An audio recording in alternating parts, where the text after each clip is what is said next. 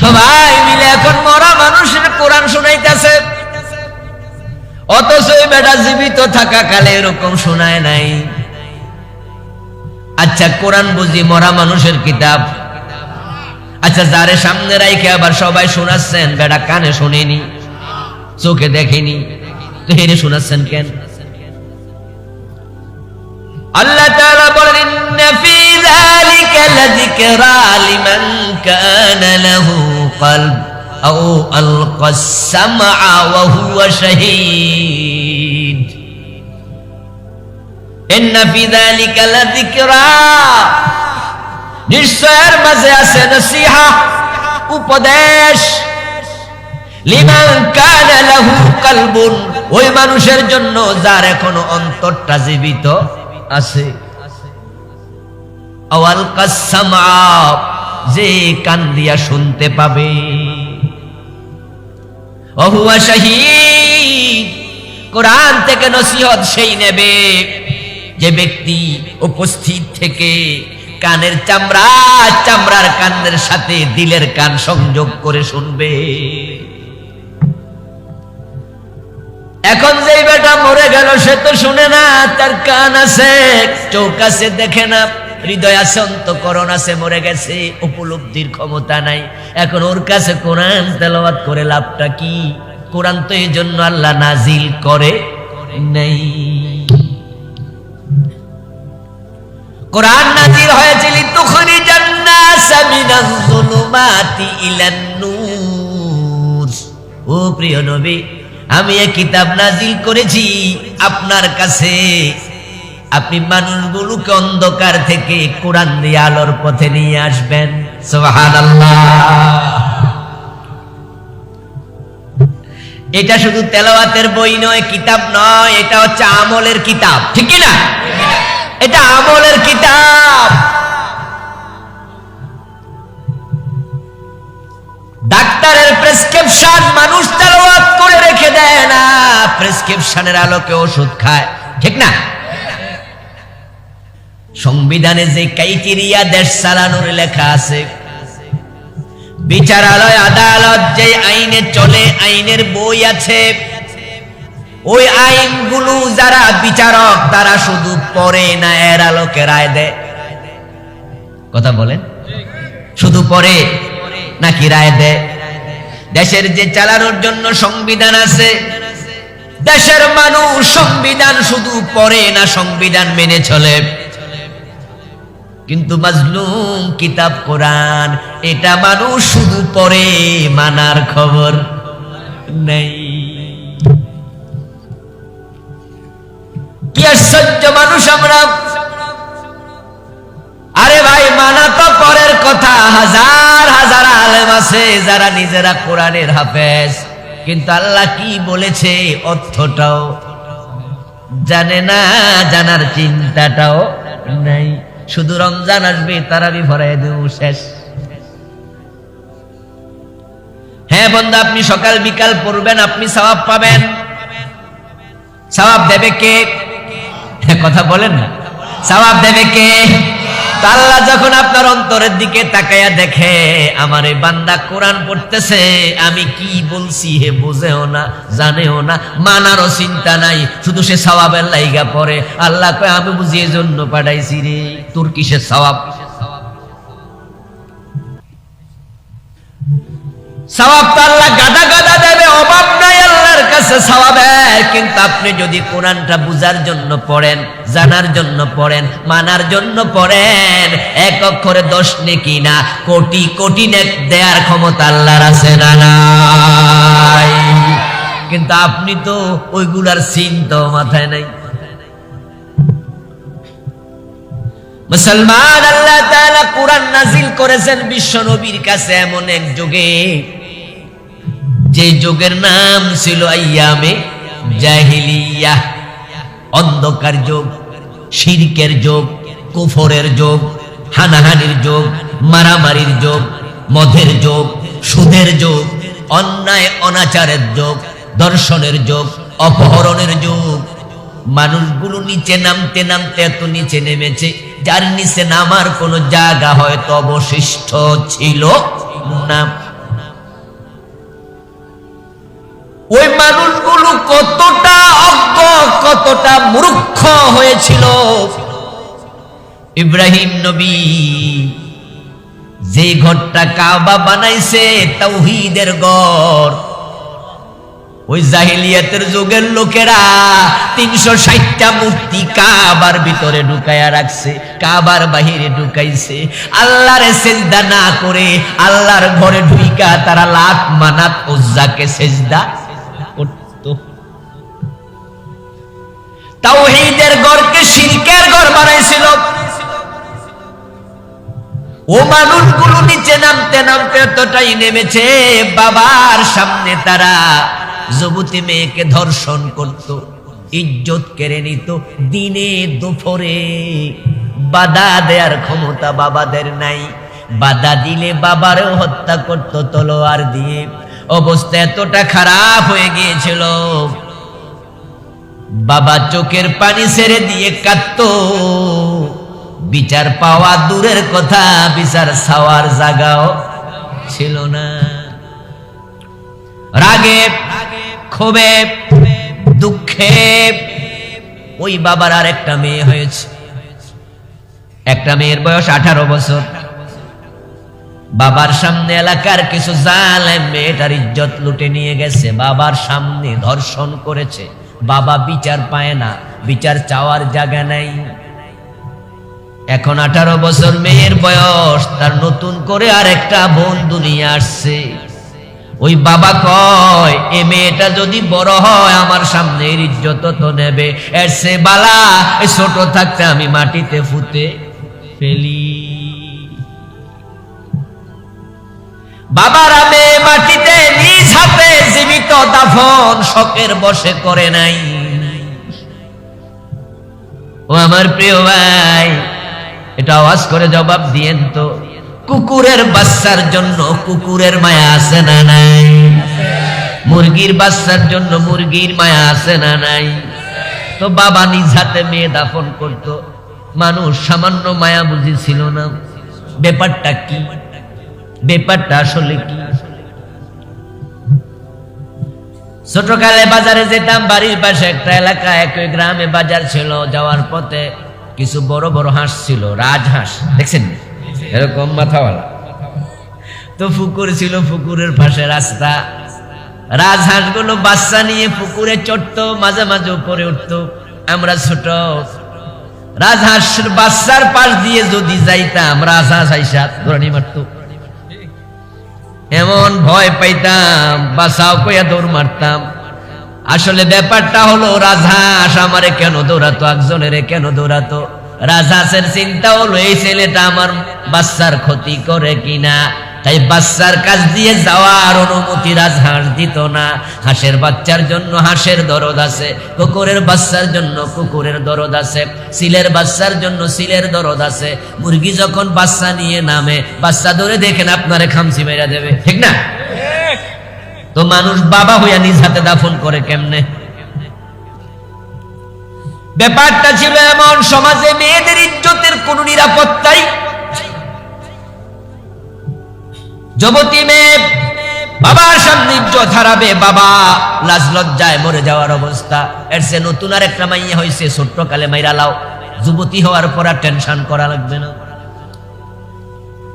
3টে ডব্লিউ তাদের কাছে ছিল খুব প্রিয়, women, war and wine. War মানি যুদ্ধ, ওমেন মানি নারী, ওয়াইন মানি মদ। আরবের মানুষগুলো পাগলের মতো 3টার সাথে উচ্চ পৃষ্ঠে জড়িত ছিল। কথায় কথায় যুদ্ধ, তলোয়ার নিয়ে হানাহানি, মারামারি, মানুষ মদ পান করত, ছেলে মেয়ে মা বাবা এক জায়গায় বসে নারীদের সাথে ইজ্জত নিয়ে টানাটানি করত দিনে দুপুরে।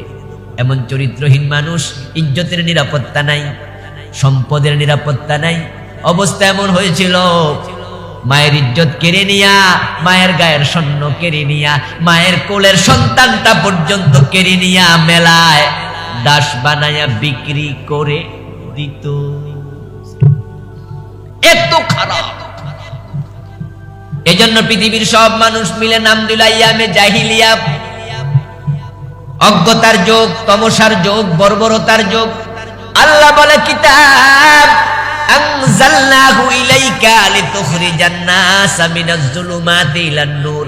ও প্রিয় নবী, একটা কিতাব আমি পাঠালাম, এই কিতাব দিয়া মানুষগুলোকে অন্ধকার থেকে বের করে দেন, আলোর পথ দেখায়া দেন।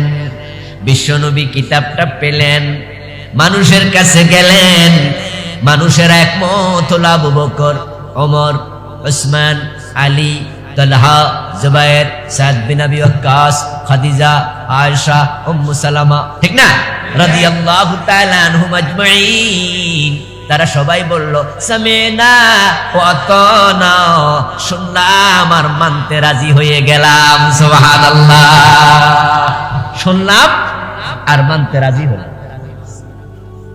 এখন বিশ্বনবী আবার বললেন আল্লাহ তাআলা শিরক হারাম করছে, লা তুশরিকু বিল্লাহি শাইআ ওয়াবুদুল্লাহ ওয়া লা তুশরিকু বিহি শাইআ। আল্লাহর গোলামি করো, আল্লাহর সাথে কাউকে আর শরীক করা যাবে না। এতক্ষণ যারা লাতের সামনে মাথা নত করত তারা বলল দ্যাটস ওকে, এখন থেকে মাথা নত হবে কার কাছে? আওয়াজ দিয়ে বলেন কার কাছে? আল্লাহ বলে দিলেন দুর্গার কাছে, লক্ষ্মীর কাছে, সরস্বতীর কাছে, লাতের কাছে, মানাতের কাছে, উজ্জার কাছে, হবলের কাছে, ইয়াসাপের কাছে, নায়েলার কাছে, গণেশের কাছে। আর মাথা নত হবে না, মাথা নত হবে শুধু একজনের কাছে। আপনারা চিৎকার দিয়ে বলুন তো তিনি কে? আল্লাহ। জাহিলিয়াতের যুগের মানুষের অভিধানে যে সমস্ত অন্ধকার গুলো ছিল, অজ্ঞতা গুলো ছিল, এক নাম্বার ছিল শিরিক। এখন একদল লোক তৈরি হয়ে গেল যারা শিরিক করতে আর রাজি নেই। আব্দুল উজ্জার নাম হয়ে গেল আব্দুর রহমান। সুবহানাল্লাহ বলেন। এই যে হযরত আবু হুরায়রা রাদিয়াল্লাহু তাআলা আনহুর নাম আপনারা শুনেছেন, শুনেন নাই? হাদিসের সবচেয়ে বড় মুহাদ্দিস সাহাবীদের মাঝে, মুকসিরুনদের মাঝে টপ অফ দা লিস্ট। হাদিস বর্ণনার ক্ষেত্রে আবু হুরায়রার নাম হলো এক নম্বরে। ওনার নাম ছিল আব্দুল উজ্জা। উজ্জা একটা মূর্তির নাম। কিসের নাম? লাত, মানাত, উজ্জা একটা মূর্তির নাম। উজ্জার গোলাম হযরত আবু হুরায়রা রাদিয়াল্লাহু তাআলা আনহু রাসূলের কাছে আসলেন, কালেমা গ্রহণ করলেন। রাসূল বললেন এখন থেকে তুমি আর উজ্জার গোলাম নও, আনতা আব্দুর রহমান, তুমি রহমানের গোলাম হয়ে গেছো। শিরিক শেষ। মক্কা বিজয় হলো। রাসূল সাল্লাল্লাহু আলাইহি ওয়াসাল্লাম হাতের মাঝে একটি লাঠি নিলেন। হযরত তালহা নামে একজন, আবু তালহা নামে একজন সাহাবীর হাতে মক্কার চাবি ছিল কাবা ঘরের। আল্লাহর হাবিব ডাকলেন, চাবিটা নিলেন, তালা খুললেন, কাবার ভিতরে ঢুকলেন। অনেকগুলা মূর্তি কাবার ভিতরে তারা রেখে দিয়েছে। প্রিয় নবী হাতে লাঠিটা নিলেন, কোরআন মাজিদের একটা আয়াত পড়তে থাকলেন। আমার সাথে পড়ুন যারা পারেন। জাল হাক্কু ওয়া যাহাকাল বাতিল ইন্নাল বাতিলা কানা যাহুকা। সুবহানাল্লাহ। সত্য এসেছে, মিথ্যা থাকতে পারবে না। আল ইসলামু হাক্কুন ওয়াল কুফরু বাতিল। ওই লাঠিটা হাতে নিয়ে তিনি মূর্তিগুলাকে ধাক্কা দিয়ে দিয়ে ফেলতে শুরু করলেন। কাবার ভিতরে এখন আর একটা মূর্তিও নাই। যে মূর্তির সামনে মানুষ কাবার ভিতরে ঢুকে মাথা নত করত, এখন আর নাই। এখন কাবার ভিতরে দাঁড়াই ঢুকে মাথা নত করে কার কাছে? ফালিয়াবুদু রাব্ব হাদাল বাইত। সুবহানাল্লাহ। ও মানুষ, তোমরা এই ঘরের কাছে নয়, কাবাকে সিজদা করিও না। কাবার ইবাদত হবে না, ইবাদত হবে কাবার মালিকের। সুবহানাল্লাহ। ফালিয়াবুদু রাব্ব হাদাল বাইত। শিরিক চলে গেল। লোকজন মদ পান করত, আল্লাহ তাআলা কোরআন মাজিদের আয়াত নাযিল করলেন, ইন্নামাল খামরু ওয়াল মাইসিরু ওয়াল আনসাবু ওয়াল আজলাম রিজসুম মিন আমালিশ শাইতান ফাজতানিবু। ও মুসলমানেরা, এখন থেকে আর মদ পান করা যাবে না। ইয়াকুলুনা সামি'না ওয়া আতা'না, শুধু কোরআন তেলাওয়াত করার কারণে তারা ভালো মানুষ হয় নাই, অন্ধকার দূর হয় নাই। এটা তারা তেলাওয়াত করেছে, আমলও করেছে। কিন্তু আমাদের অবস্থা হলো আমরা শুধু তেলাওয়াত নিয়ে খুশি। মদ হারাম ঘোষণা হলো। রাসূল সাল্লাল্লাহু আলাইহি ওয়াসাল্লাম হযরত আলীকে বললেন, আলী, মদিনার অলিতে গলিতে যাও, মদ হারাম ঘোষণা দিয়ে দাও। তখন তো আজকের যুগের মতো রেডিও টেলিভিশন কথা বলেন না ছিল। এখন তো সরকার তো একটা ঘোষণা দেয়, 13 তারিখ থেকে লকডাউন। কথার কথা বিশেষ এই এই এই এই 1 মিনিটে তামাম বাংলাদেশ শুধু না, তামাম দুনিয়া জানে, ঠিক না? তখন তো এই সুযোগটা, সাহাবারা মদিনার অলিতে গলিতে বের হলেন, মদ হারাম, মদ হারাম, মদ হারাম, হুরমাল খামার, হুরমাল খামার, হুরমাল খামার। হাদিসে পাওয়া যায়, তারিখ ইসলামীতে এসেছে, কোন সাহাবী তখন মদ পান করার জন্য গ্লাসটা মুখের কাছে নিয়েছিল, তখন মদ পান করা হালাল ছিল, হারাম হয়েছে শোনার সাথে সাথে গ্লাসের মদ ঢেলে দিয়েছে।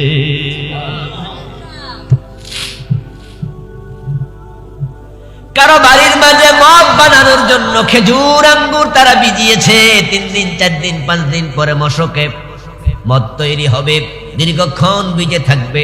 আত্তা গালা ওয়াস্তাদ্দা ফাসারা খামরা, কয়েকদিন ভিজে টিজে তারপরে ফুলে উঠবে, তারপরে এর উপরে ঝোস মারবে, তারপরে ফেনা তৈরি হবে, আস্তে করে মাদকতা তৈরি হবে, তারপরে মদ খাবে। মশকটা উল্টাইয়া দিয়েছে। সুবহানাল্লাহ।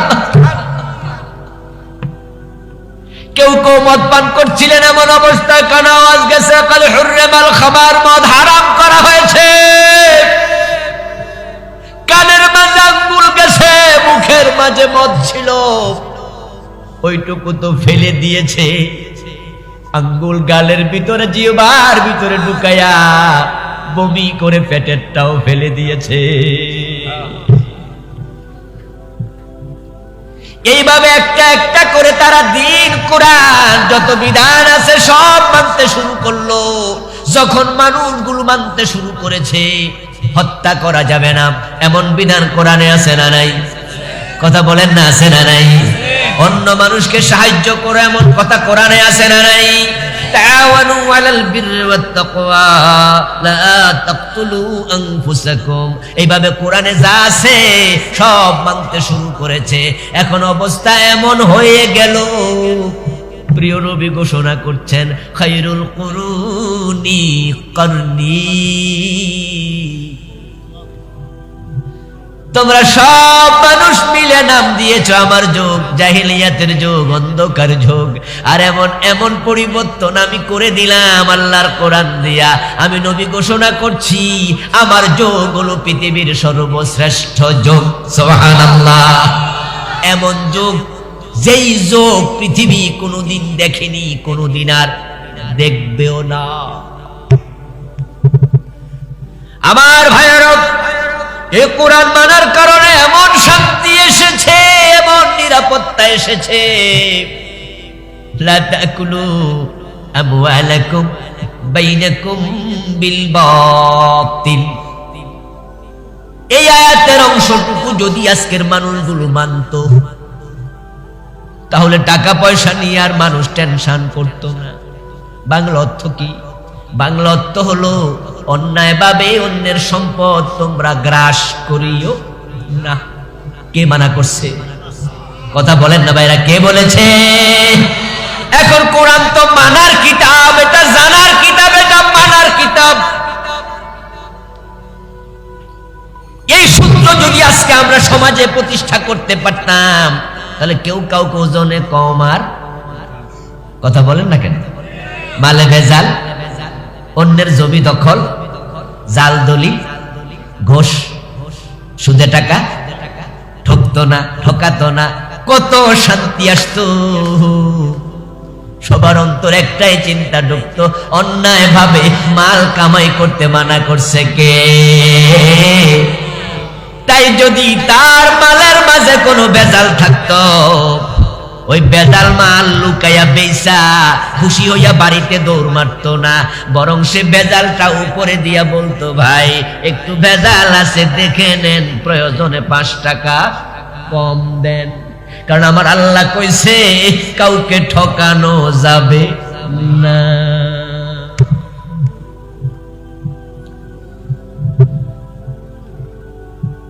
ওয়াইলুল লিল মুতাফফিফিন আল্লাযীনা ইযা ইক্তালু আলান নাসি ইস্তাওফুন ওয়া ইযা কালুহুম আও ওয়াজানুহুম ইউখসিরুন। ও আমার প্রিয় ভাইরা, কোরআনের এই আয়াত দুটি যদি মানুষ মানত, তাহলে সমাজে কি পরিমাণ শান্তি যে আসতো কল্পনা করতে পারতেন না। আল্লাহ তাআলা বলছেন, যারা ওজন করার সময় মানুষকে কম দেয়, আনার সময় বেশি আনে, তাদের জন্য আমি ওয়াইল দোজক বানাইছি। আল ওয়াইলু ওয়াদিন ফি জাহান্নাম ইয়াবি ফিহিল কাফিরু 40 খরিফা ক্বাবলা আন ইয়াবলাগা কারা।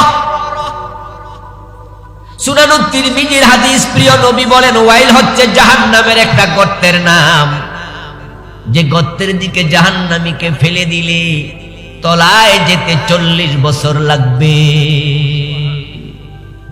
ওই ওয়াইল দোজক আমি ওজনে যারা কম দেয় তার জন্য বানাইছি। সাহাবায়ে কেরাম কোরআনের শত শত আয়াত পেয়েছেন, মেনেছেন, এসেছে, গ্রহণ করেছে।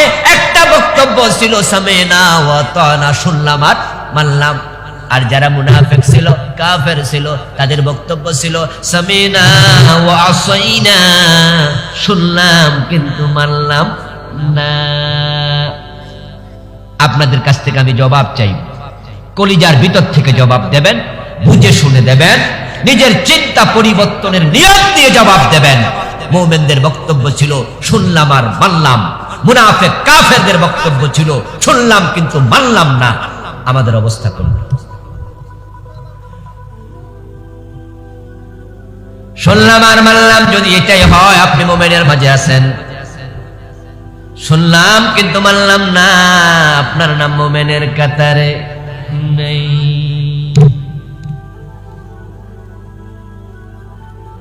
কোরআন এসেছে, অন্ধকার চলে গেছে, কিন্তু জাহিলিয়াতের যুগে যে অন্ধকার গুলো ছিল, আমি বর্তমানে আবার সেগুলো নিজের চোখে দেখতে পাচ্ছি।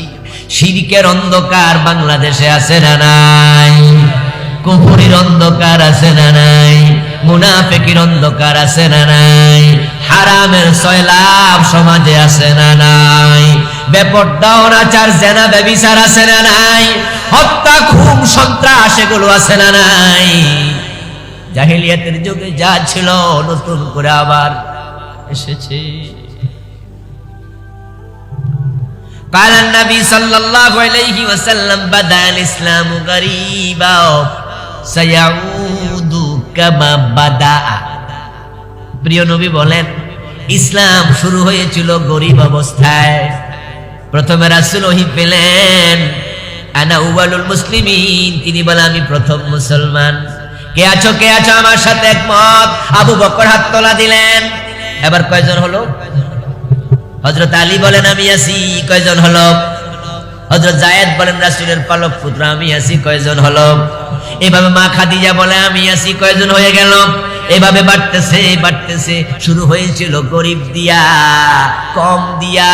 সায়াউদু কামা বাদা, আবার অবস্থা এমন হবে ইসলাম আবার গরিব হয়ে যাবে।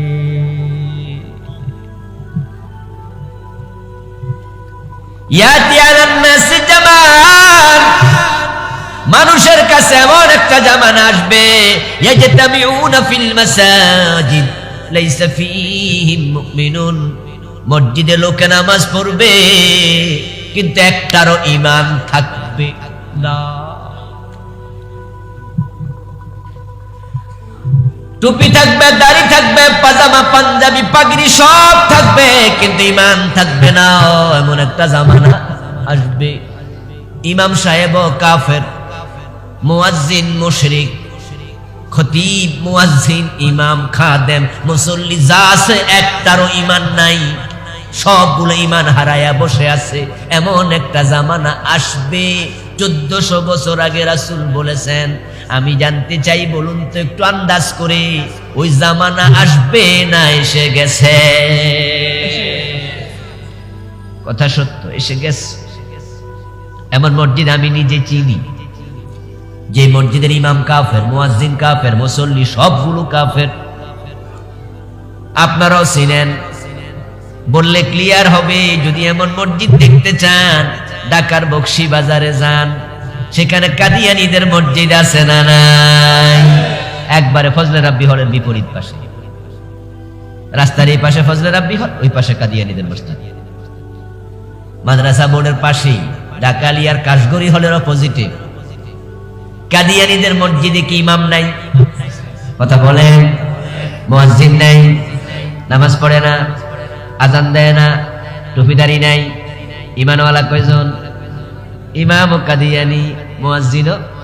কথা বলেন না, ইমাম কি, মুয়াজ্জিন কি, মুসল্লি কি, মুমিন আছে কয়জন?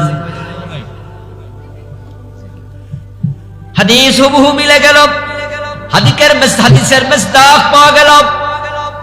এমন এক জামানা আসবে মসজিদগুলোতে মুসল্লি থাকবে, মুমিন একটাও থাকবে না, সবগুলো কাফের।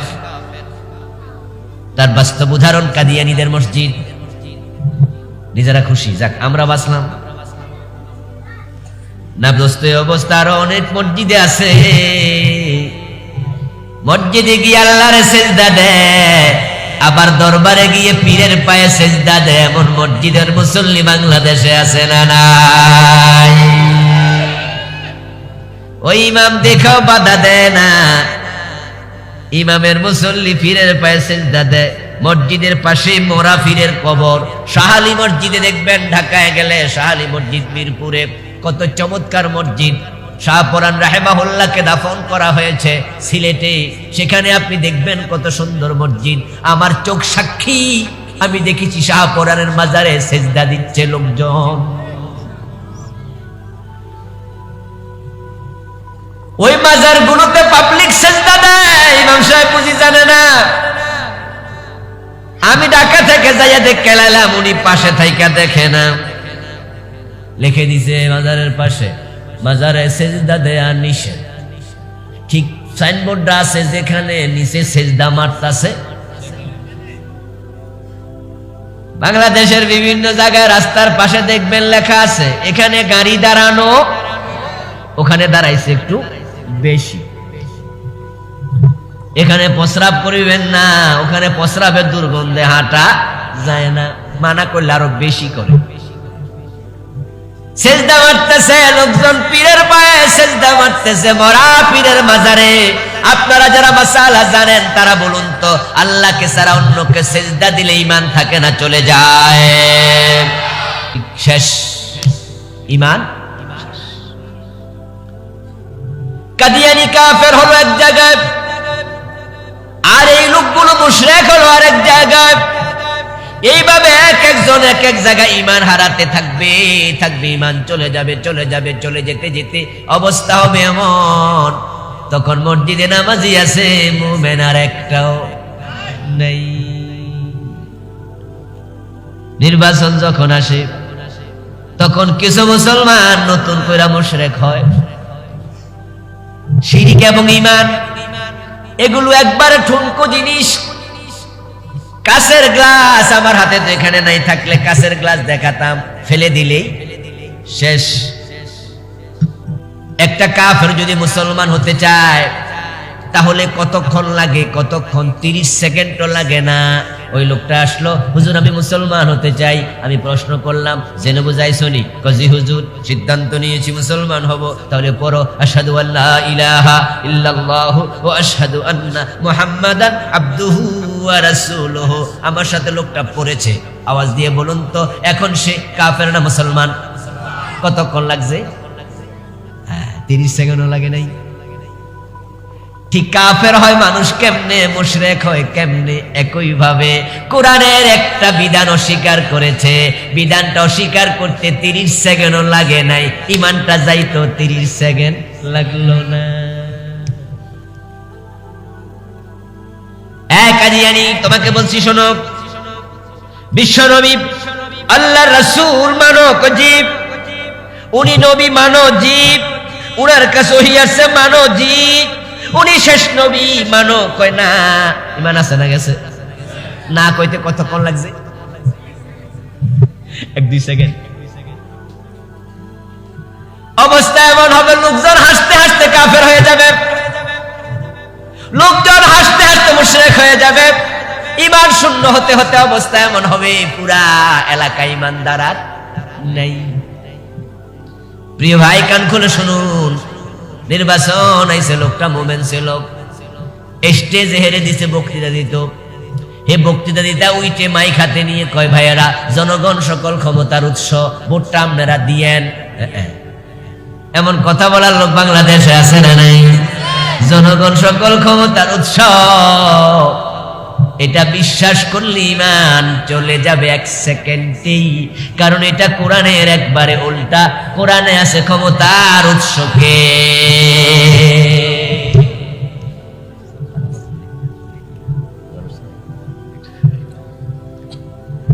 আল্লাহ তাআলা কোরআন মাজিদে বলেছেন, আন্নাল কুওয়াতা লিল্লাহি জামিয়া, সব ক্ষমতার মালিক কে?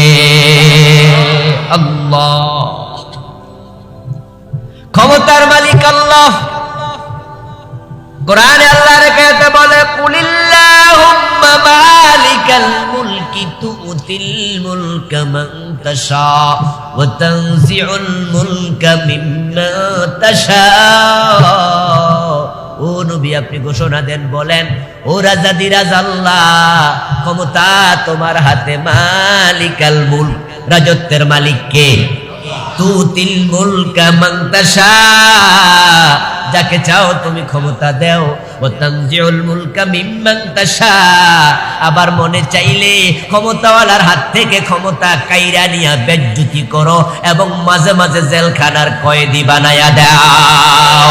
ওয়া তুইজ্জু মান তাশা ওয়া তুযিল্লু মান তাশা বিয়াদিকাল খায়র। এবার পড়ুন আমার সাথে, ইন্নাকা আলা কুল্লি শাইইন কাদির। ক্ষমতা কার হাতে? জোরে বলেন, কার হাতে? হ্যাঁ, আর আপনি বললেন জনগণ ক্ষমতার উৎস। ঈমান শেষ, জানেনই না কি বলেছেন। ক্ষমতা যে আল্লাহর হাতে, তিনি যাকে চান সম্মানিত করেন, তিনি যাকে চান অপমানিত করেন। মাঝে মাঝে কিছু ঘটনা ঘটে আল্লাহ দেখায়। ফেরাউনকে ক্ষমতা দিয়েছিলেন আল্লাহ, ক্ষমতা তার হাতে। আবার পানিতে সুবাইয়া মারছে কে? চাইলে সুবাইয়া দেয়। নমরুদকে ক্ষমতা দিছে কে? আবার জুতার বাড়ি খাওয়াইছে কে? টাকলারে মন্ত্রী বানাইছে কে? আবার বেজ্জতি কইরা এখন কোথায় নিয়ে গেছে? নিজের বউ পর্যন্ত মামলা দেয়, পলানোর জায়গা নাই, বিদেশ গেছে। হেরা কয়ে ফসা মাল আমরাও নেই না গো ব্যাক। কি বুঝলেন? আল্লাহ চাইলে আপনাকে বেজ্জতি করতে 30 সেকেন্ডও লাগে না। ওগুলো দেখে নিজেরা শিখবেন, নিজে শিখবেন। আপনি একটু পয়সাওয়ালা হইয়া এখন পাশের বাড়ির বেটার উপর জুলুম করে, বিল্ডিং করার সময় আইল ঠেলে, আছেন 2 হাত সরাইয়া বিল্ডিং করতেছে, ক্ষমতা আছে। ওই গরিব মানুষের মুরগি আপনার বাসায় ঢুকছে, বাড়ি দিয়ে ঠ্যাং ভাঙ্গা ফেলছে, আছে না? ছাগল ঢুকছে, বাইন্দা রাখছে, খোলা পানি জবাই করে খাইয়ে ফেলবো, করবি কি? ও দোস্ত শোনো, জুলুম করিও না। উত্তরবঙ্গের রিক্সাওয়ালার গালার মাঝে 3 কেজি ওজনের থাপ্পড় দিছো তুমি, নেতার ভাতিজা। ওই বেটা থাপ্পড় ফিরাতে পারবে না, কিন্তু চোখের পানি ছেড়ে দিয়ে বদদোয়া দেওয়ার সুযোগ আছে না নাই? তুমি চোখের পানি ঠেকাইবা কেমনে? ওটা যদি ছেড়ে দিয়া বলে, আল্লাহ বিচারটা তোমার কাছে দিলাম। এবার একটু বলুন তো, আপনি যে 3 কেজি ওজনের থাপ্পড়টা দিলেন, আকাশের মালিক আরশের মালিক যদি কয় ঠিক আছে আমি তোর গালের মাঝে 10 কেজি ওজনের থাপ্পড় ফিরাবো, আল্লাহর ক্ষমতা আছে না নাই? ওটা ঠেকানোর ক্ষমতা তো কারোই নেই। ওয়াত্তাক দাওয়াতাল মাজলুম ফাইন্নাহু লাইসা বাইনাহা ওয়া বাইনাল্লাহি হিজাব। প্রিয় নবী বলেন, মাজলুমের বদদোয়ার ব্যাপারে সাবধান, কারণ মাজলুমের বদদোয়া এবং আল্লাহর মাঝখানে কোনো পর্দা থাকে না। দাওয়াতুল মাজলুম ইয়ারফাউহা আল্লাহু ফাওকাল গামাম ওয়া ক্বালা লাহা লানসুরান্নাকা ওয়ালাউ বা'দা হিন। মাজলুম যখন বদদোয়া দেয়, আল্লাহ বদদোয়াটারে লইয়া মেঘমালার উপরে নিয়ে রেখে দেয়,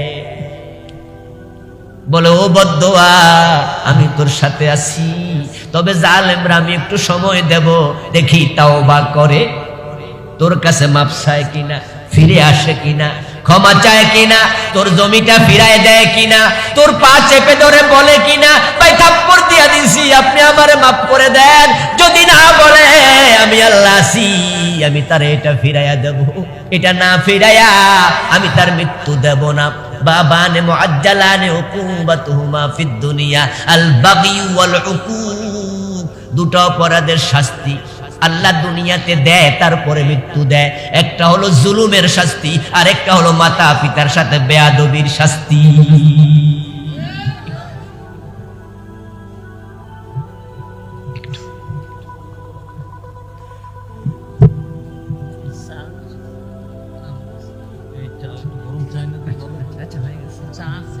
আমরা আজানটা শেষ হোক, কথা বলছি। আরেকটা দেন।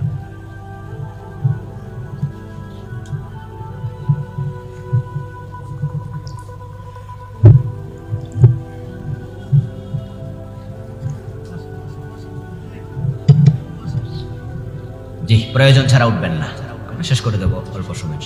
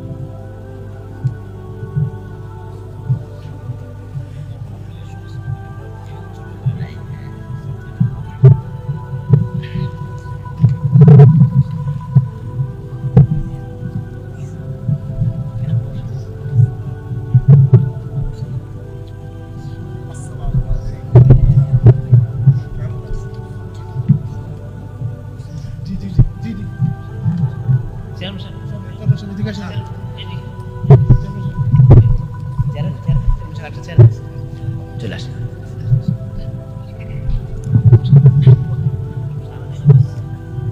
জিকির করুন লা ইলাহা ইল্লাল্লাহ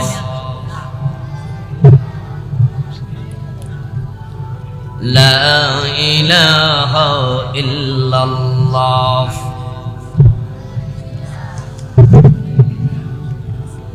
লা ইলাহা ইল্লাল্লাহ মুহাম্মাদুর রাসূলুল্লাহ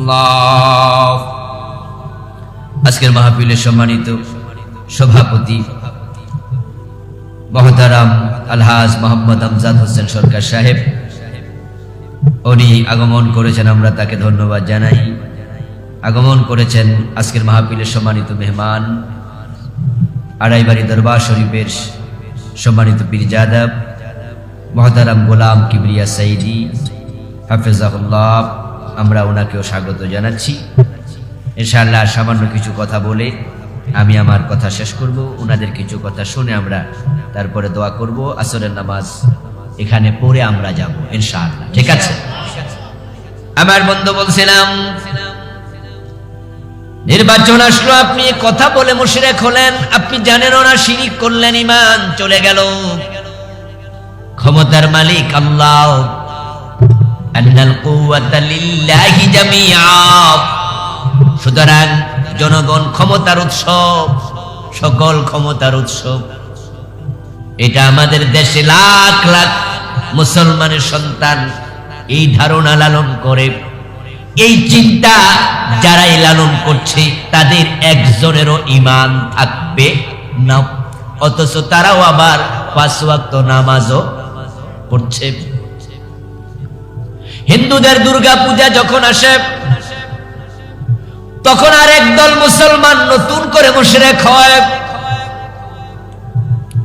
আমাদের টেলিভিশন গুলো, আমাদের ইলেকট্রনিক মিডিয়া, প্রিন্ট মিডিয়া, সব জায়গায় একটি স্লোগান খুব সাউর হয়, ফলাও করে প্রচার করা হয়।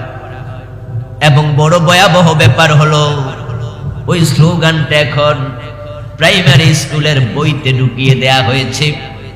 একটা স্লোগান ইমানদারদের ঈমান শেষ করে দিচ্ছে, লাখ লাখ মুসলমান নতুন করে মুশরিক হচ্ছে। ওই জঘন্য স্লোগানটার নাম হলো ধর্ম যার যার, উৎসব সবার। আল্লাহর হাবিব বলছেন এমন জামানা আসবে মানুষগুলো মসজিদে জামাতের সাথে নামাজ পড়বে, লাইসা ফীহি মুমিন, একটার ঈমান নাই। যে হাদিসটা আমি শোনালাম আপনাদের, এই স্লোগান যারা দিয়েছে, বিশ্বাস করেছে, সবগুলোর ঈমান শেষ। এর কারণ হলো তাদের এই ধ্যান ধারণাটা, বক্তৃতাটা, স্লোগানটা আল্লাহর কোরআনের সাথে 100% সাংঘর্ষিক। কোরআনের স্লোগান হলো লাকুম দীনুকুম ওয়ালিয়াদিন। কোরআনে আছে না নাই? সবার মুখস্থ আছে না? আমি শুরু থেকে বলেছি কোরআন তেলাওয়াতের কিতাব শুধু নয়, এটা আমলের কিতাব, ঠিক কি না? তেলাওয়াতের সাথে আমল আবশ্যক।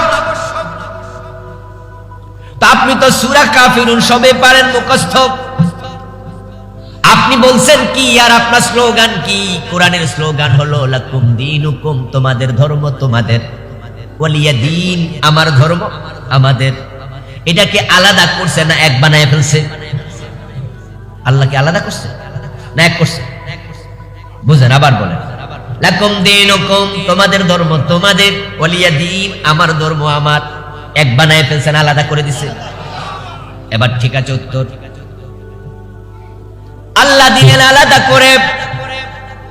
কাফেররা বিশ্ব নবীর কাছে প্রস্তাব এনেছিল, ও মুহাম্মদ ইবনে আব্দুল্লাহ, ধর্ম নিয়ে আমরা এখানে ঝগড়া পাসাদার করতে চাই না, কিছুদিন আপনি আমাদের ধর্ম মানবেন, মূর্তির কাছে যাবেন, নম নম করবেন, লাতের পূজা করবেন, উজ্জাকে আপনি পূজা করবেন, আবার কিছুদিন আমরা মসজিদে গিয়ে আপনার নেতৃত্বে আল্লাহকে সেজদা দেব, 5 ওয়াক্ত নামাজ যা আছে সব মানবো। তাহলে এইভাবে চলুক, ঝগড়া পাসাদ থাকবে না।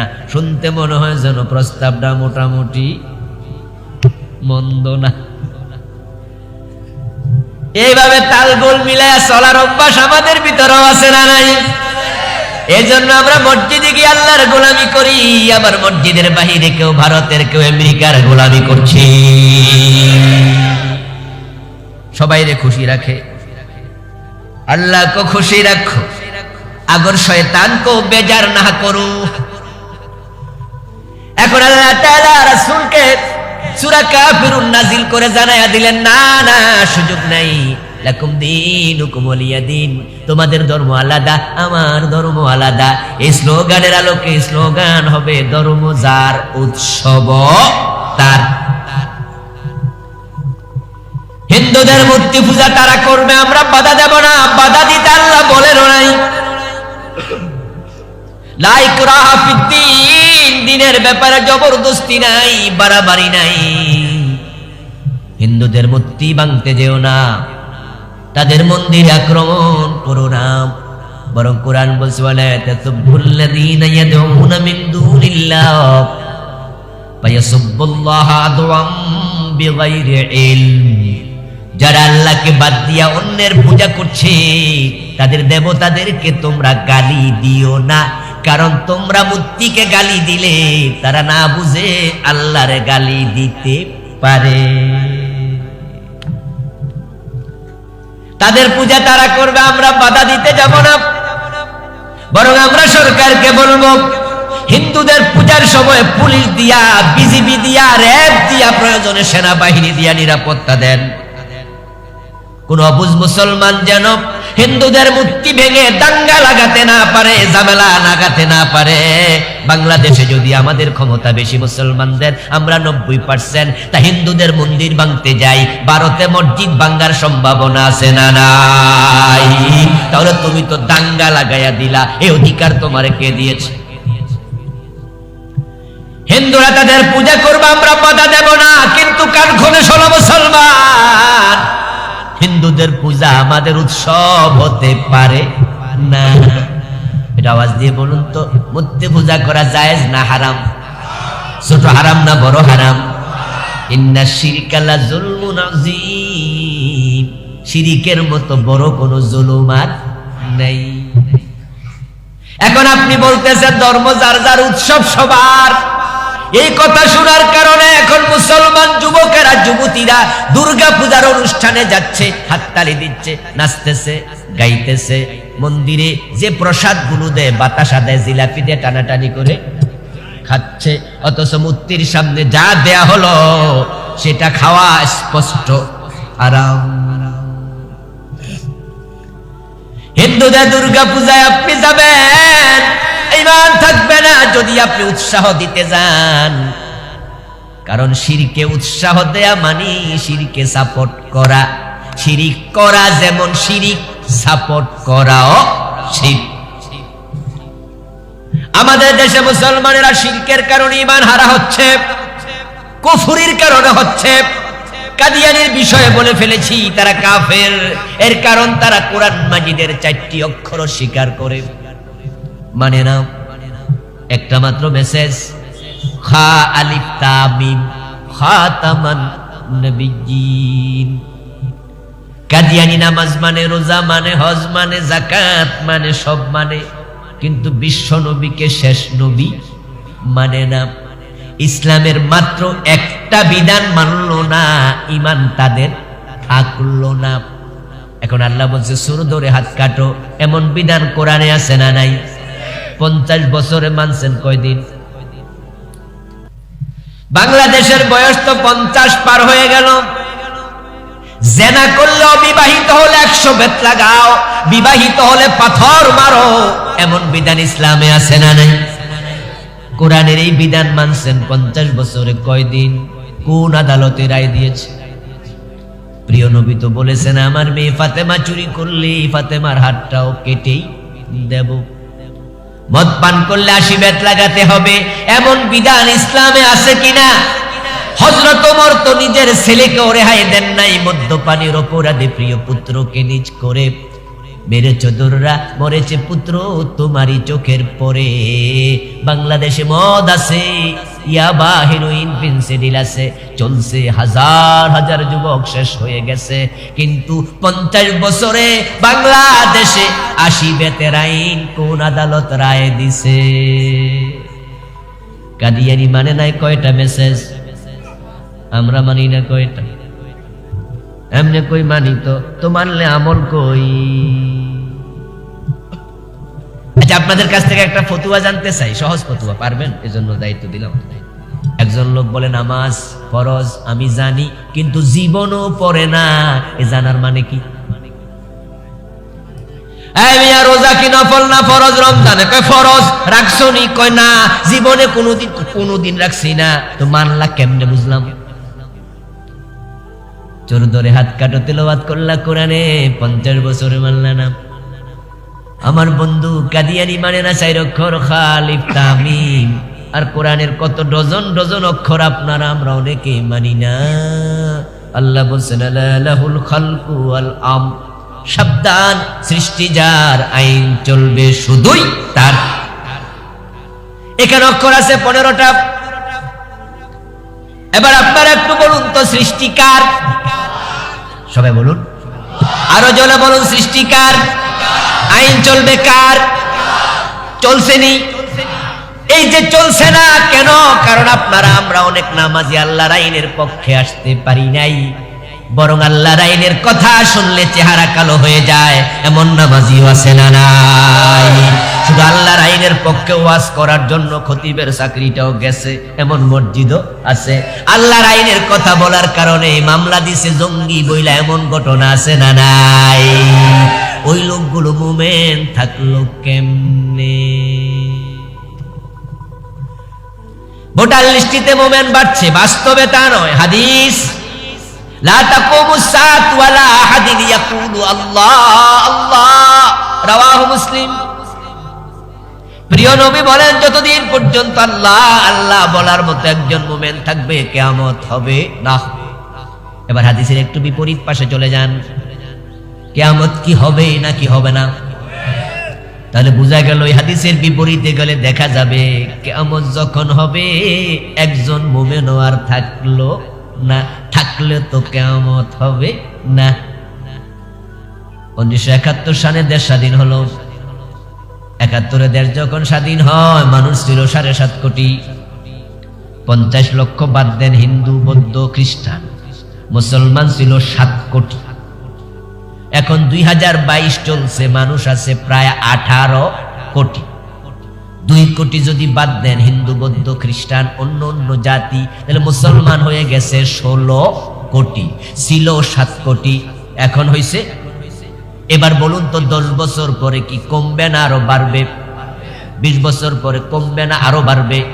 তো মুসলমান যেমনে বাড়তেছে, কিয়ামত হইব কেমনে?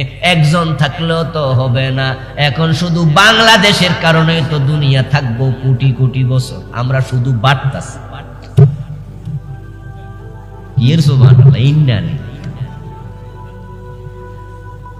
আমার বন্ধু,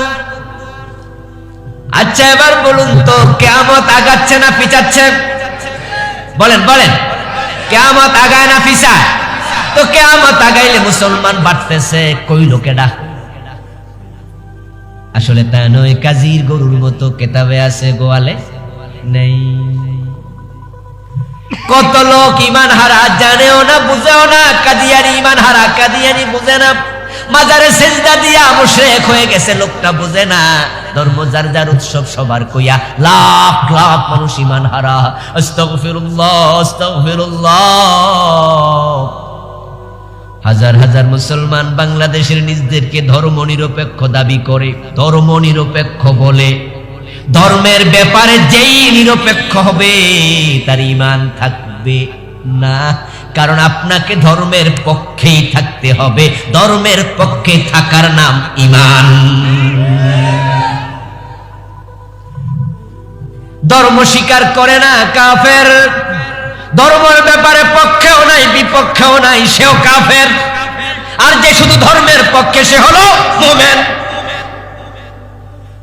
কথা কি বুঝেন? ফুটবল খেলা হচ্ছে, খেলছে ব্রাজিল আর জার্মানি। দেখবেন চা দোকানের মাঝে কিভাবে টেবিল থাপড়ায় গোল কইয়া আছে না কিছু লোক? ওরে বাবা রে বাবা, জার্মানি গোল দিছে, বেটা এমন জোরে টেবিল থাপ্পড় মারছে, হাত লাল করে লাগছে।